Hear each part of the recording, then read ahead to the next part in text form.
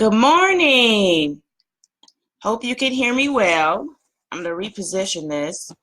Sorry that I'm a little bit tardy. I'm a little bit about 3 minutes behind schedule. I wanted to go start the broadcast at 7:45, but mom life kicked in. So I'm Dr. Janelle O.D. I am an optometrist. I am located in Marietta, Georgia, which is about 15-20 minutes north of Atlanta.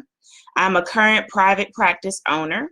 I have been a private practice owner now for 9 years. I'm celebrating my ninth year this month. And I've been practicing a total of 13 years. So it looks like there's a little delay, so I apologize.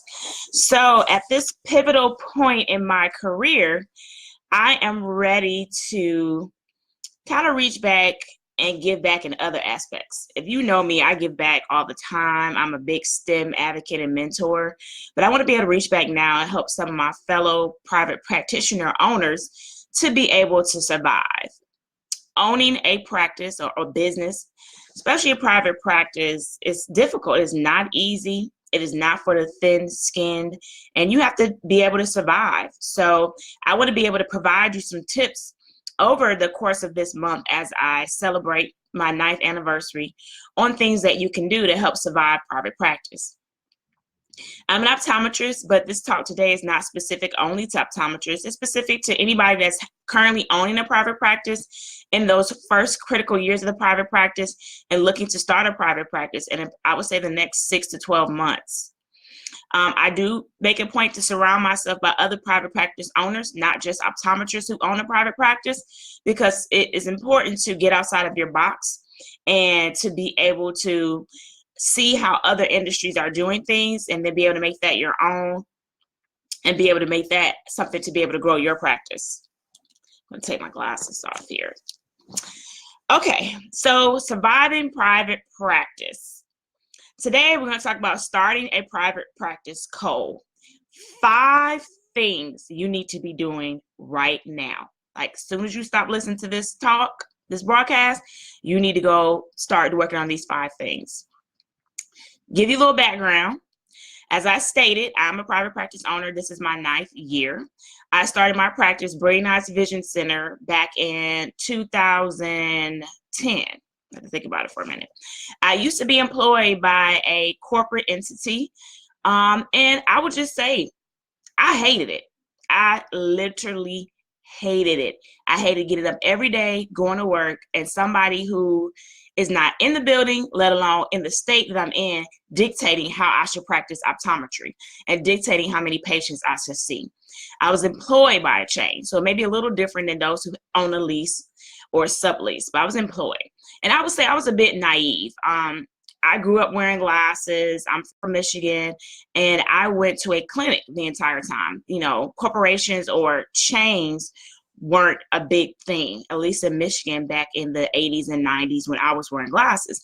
I always went to a clinic, and I saw an optometrist within a clinic setting. So I would say I was a little bit removed and a little bit naive. I didn't really understand the concept of corporation or chains or chain optometry. So I worked for a chain. I worked pretty much 5 days a week, 6 days a week, a split week.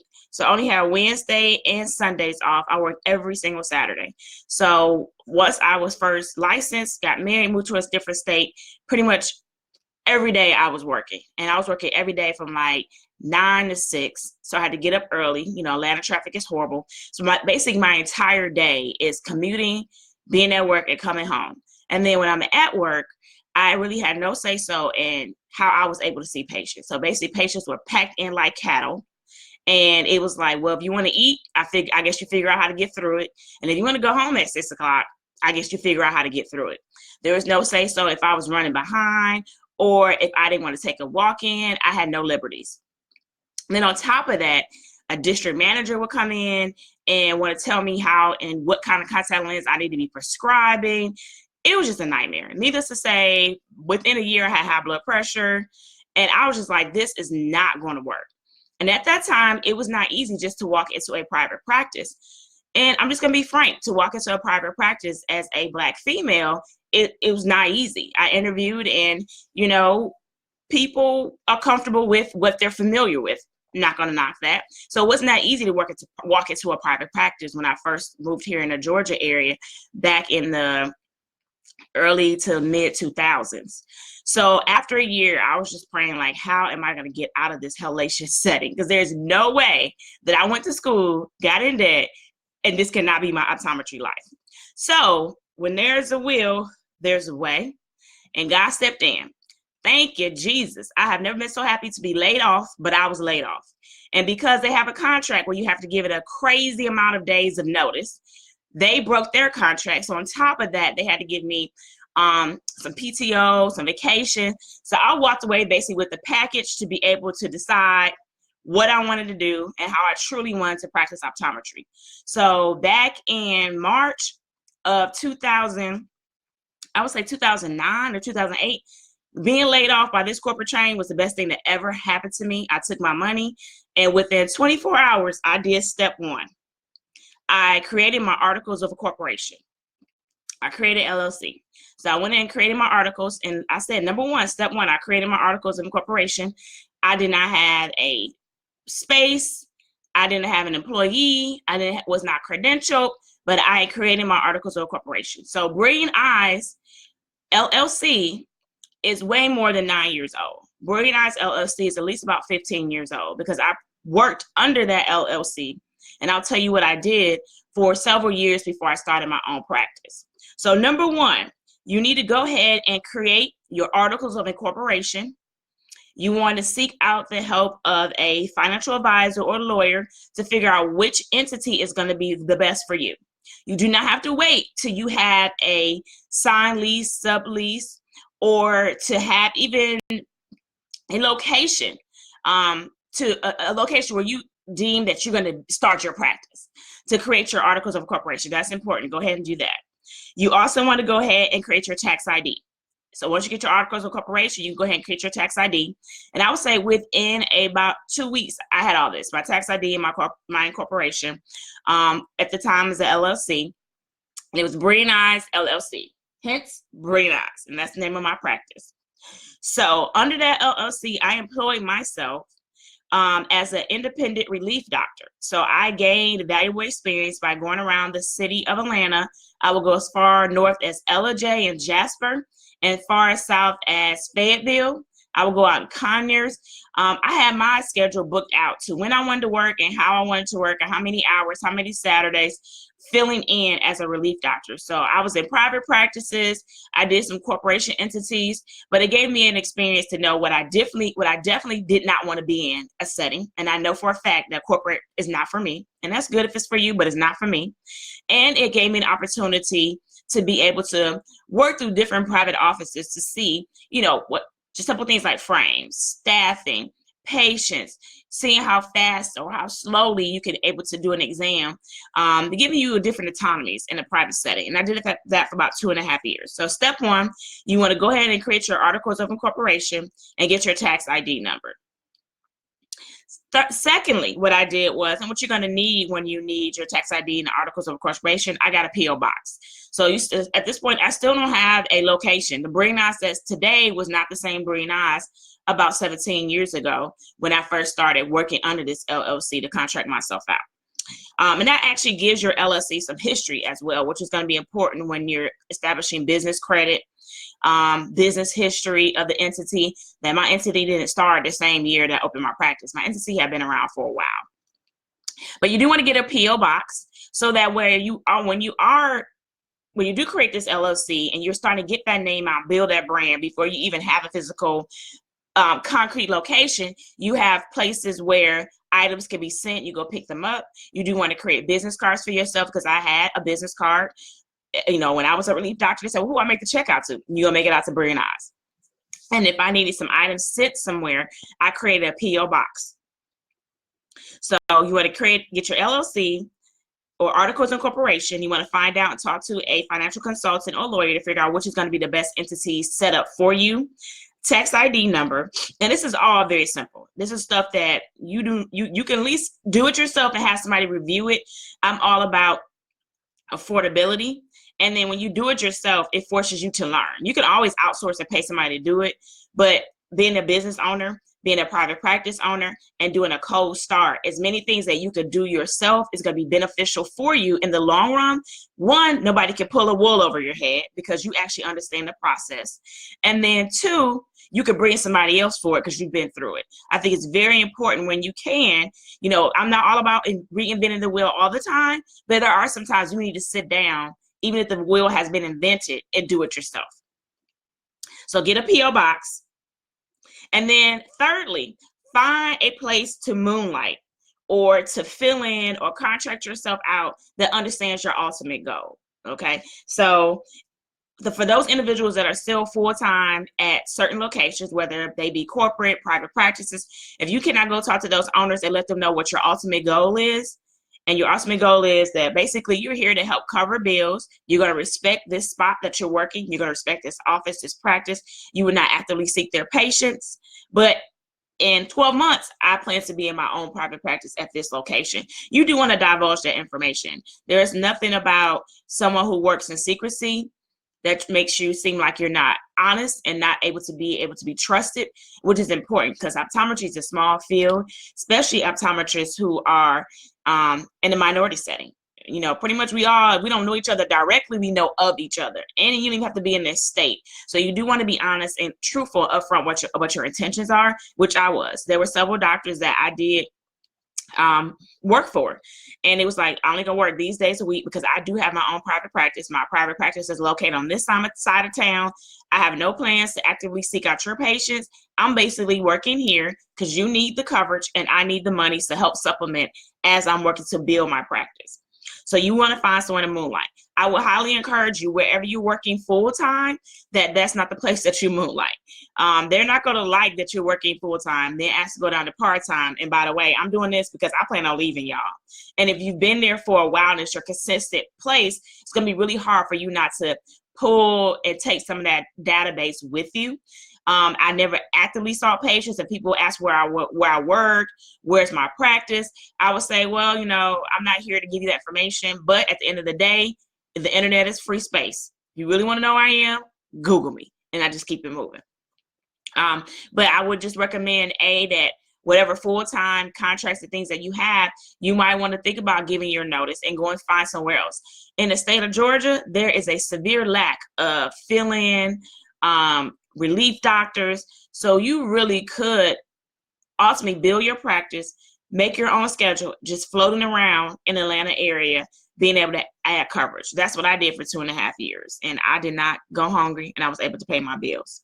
So find a place that you can moonlight, but please be upfront about your intentions, because you don't want the doctor to think you're coming there to work part-time, and then they find out that you're opening a private practice that may be 10 miles away. Then they're thinking you're trying to steal their patients. You just don't want to go into that environment. You don't want to start that legacy, that brand.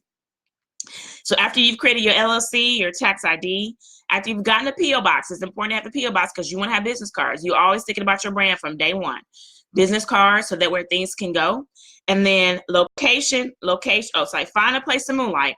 And then fourth, location. You really want to start digging down, thinking about your location, because pretty soon you're going to be starting to develop your business plan if you haven't already started a draft of that. And the location is important. Location is important in that where you located as far as your demographic setting, household income, type of family members living within the household.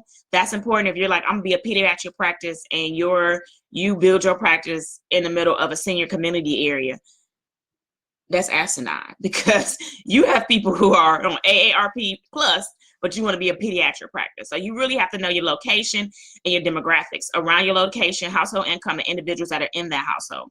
Also, when you think about location, you want to think about the outside cosmetics of your location. You want to be in a nice setting. Do you want patients to come to your office and think, oh God, doctor's nice, but where am I? Do I need to lock my cars? So you want to think about your outside setting. You want to think about if you're going to be in a plaza with a big well-known anchor store that's going to help draw people to you.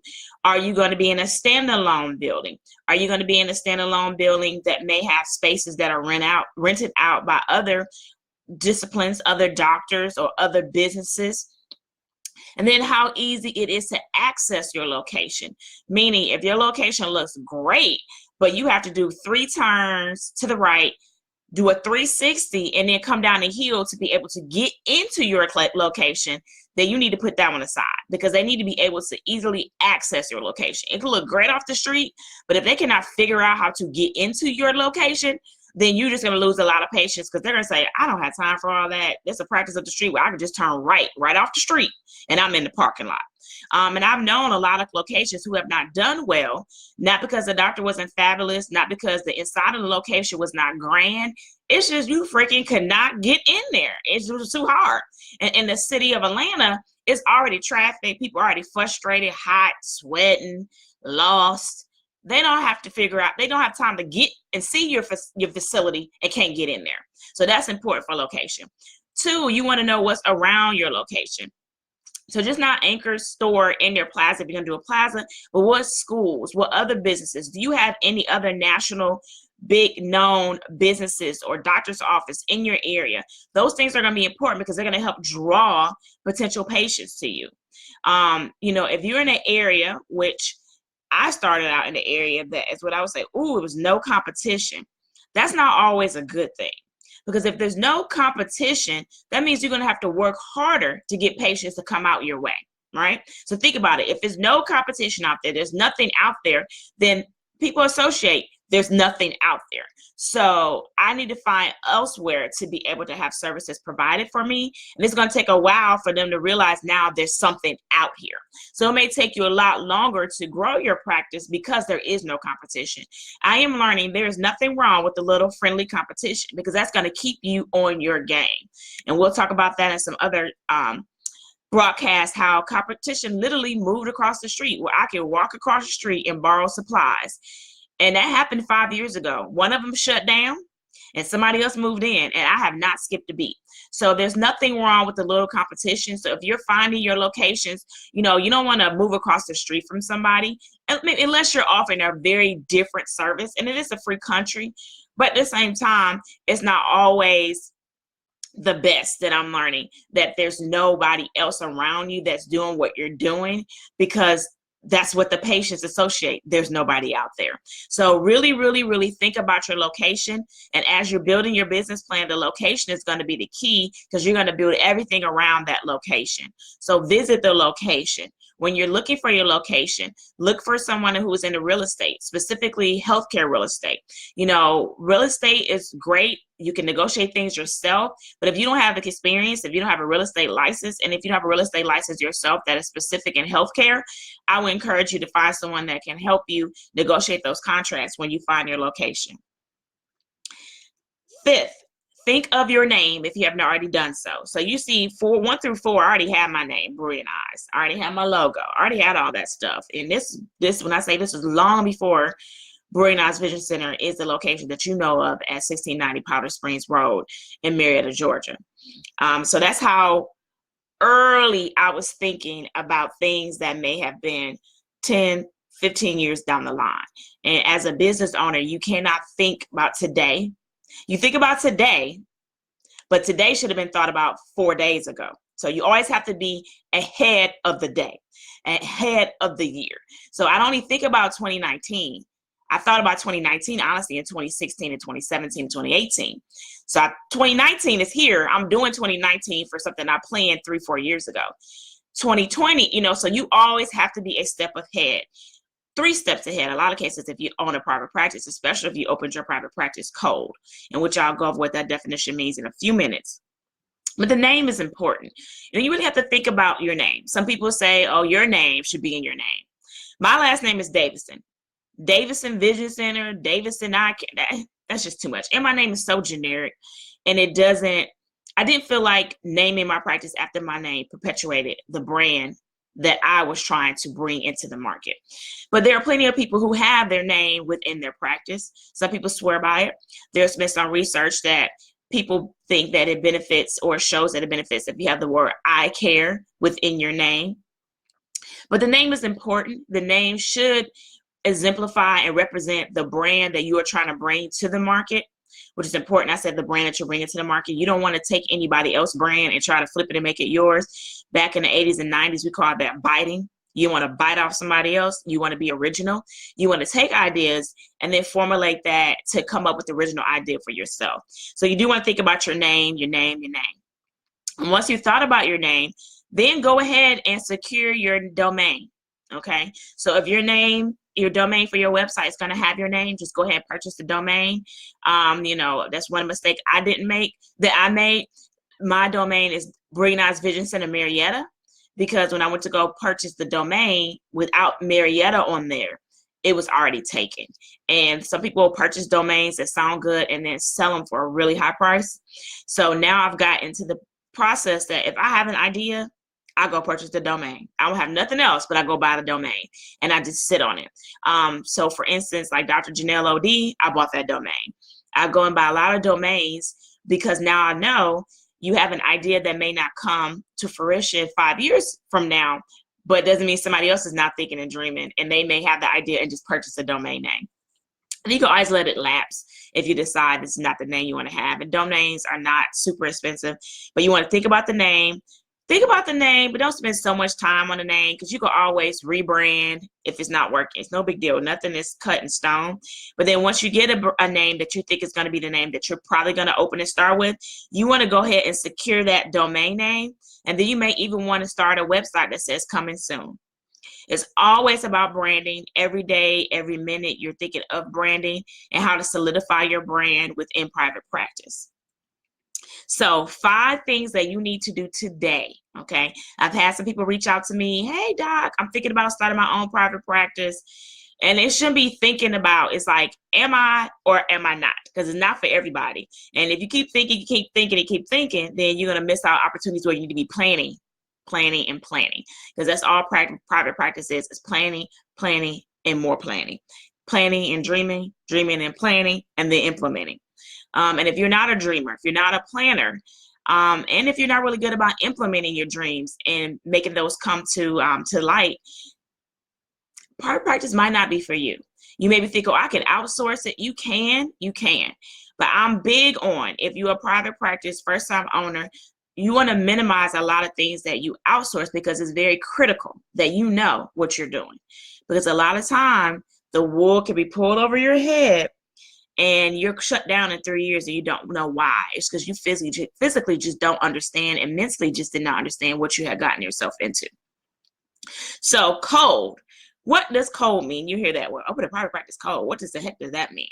That means you opened your practice with not a record to your name.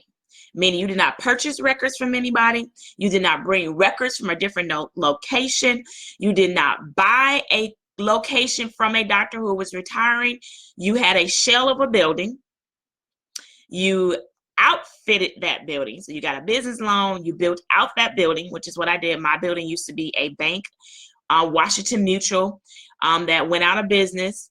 And then Washington Mutual was purchased by Chase, which is ironic. And about not even 3 blocks up the street, a Chase opened up. So they shut down the Washington Mutual, and that building, that space, that suite stayed empty for about 3 years after they shut down before I came and purchased it. So I had to build out that suite for it to look like a private optometry office. And I bust my butt to get patients in my door because I had nowhere to go grab a record. I didn't have another doctor's patient base that he built up. I didn't bring any records with me. And 9 years later, I'm here. And I have just under 11,500 patients in my database for one doctor. So it can be done, but it cannot be done by the thin-skinned people who do not dream, people who do not plan, and people who cannot effectively implement. Remember, you can always outsource those things, but to be truly a successful private practice owner, outsource doesn't mean you don't know how to do it. You just don't have the time to do it. And if you haven't done these things before, in the initial stages, the first year, I encourage you to do as many of the things as you can yourself. So that means you're going to need to start drinking your water now, taking your vitamins, your omega-3s with DHA, so you can have your brain and energy, because there's going to be some sleepless nights, some late nights, and you still going to have to get up and see some patients, whether it's at your office or where you're moonlighting, and you're going to have to pay your time. I was to work 6 days a week, really, for, I would say, a good 6-7 years. Maybe 6 years. I work 6 days a week. Then you start pulling back and you start to see the fruit of your labor. So, private practice surviving. So today was more of a generic talk, because I am aware that on Dr. Janelle OD, there are some patients, there are some other individuals who may not own private practices. But my next broadcast, and I'm going to be talking several weeks out this month, are going to be on a special closed group called Surviving Private Practice, the T with Dr. Janelle. You will need to request access to this group, because each week we're going to go more in depth, and these topics are going to be specific to private practice owners, meaning optometry, podiatry, dental. Some of the things will be specific to optometry, but what I've learned, and I have a lot of friends who are private practice owners who are not optometrists, that they have ideas that are awesome. I just take them and formulate it to my industry and to my patient database. So it doesn't hurt to have private practice friends and mentors who may not own or be in the same industry that you're in or practice the same type of medicine that you do. You will need to request access to Surviving Private Practice, and be prepared to either present the name of your private practice and location, or if you are in the process, in the early steps of starting a private practice. Remember, I'm more concerned with people who are in the 6 to 12, not people who are been dreaming since 1992. Early 2000s. I'm thinking about it. At some point, stop thinking and start doing. It's just as simple as that. And once you start doing and think as you're doing and think ahead, things happen. That's called action. And it's not, I think, but I put action behind my thinking. And so you have to decide, it's either for you or not for you. And so within 6 to 12 months, so you need to request access. The next topic that we're going to be talking about is private practice reputation management. Okay, so I just gave you a few nuggets on starting cold. There will be some upcoming webinars and some upcoming in-person sessions to dig deeper on starting cold and surviving. So please follow me on Surviving Private Practice to be able to listen in on the rest of the broadcast and to be the first to hear about different seminars, webinars, and lunch and learns that will be happening that I will be facilitating. But another thing that's very important is private practice reputation management. I'm very proud of the reputation management that I have started in 2010 when I first opened to now. I have a good bit of reviews on Google. My goal is to provide the best care that we can in a convenient, pleasant, educational manner. I know I cannot please everybody, because there are some people who do not want to be pleased, and some people are not realistic in how they can be pleased.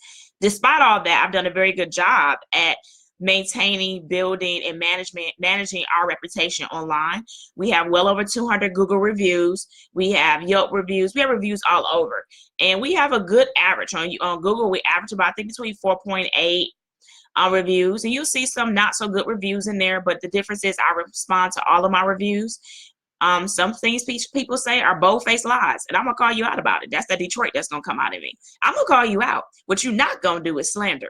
You're not going to slander. Everybody has their opinion. There's two sides to every story, but I will respond to every story, whether it's thanking you for my reviews or saying, well, ma'am, let's make sure we tell the whole story.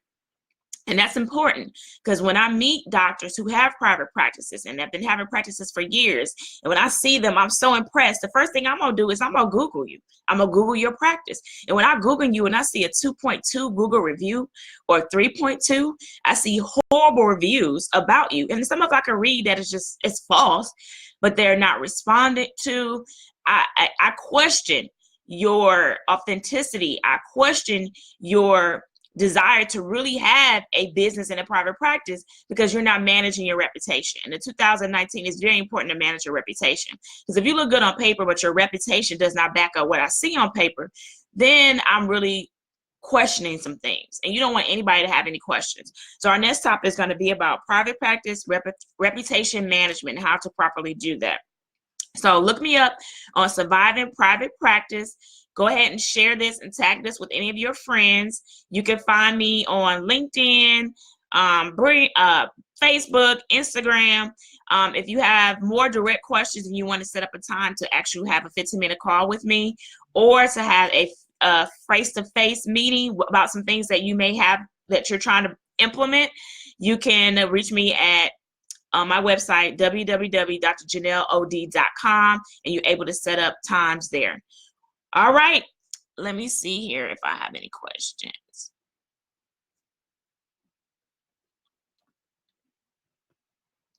Okay, I don't see any questions. So as this is recorded, so I'll be sharing this on some platforms. And if you have any questions, you can always email me or put them right in the comment. I'll try to answer them in between patients. All right, you guys have a great day.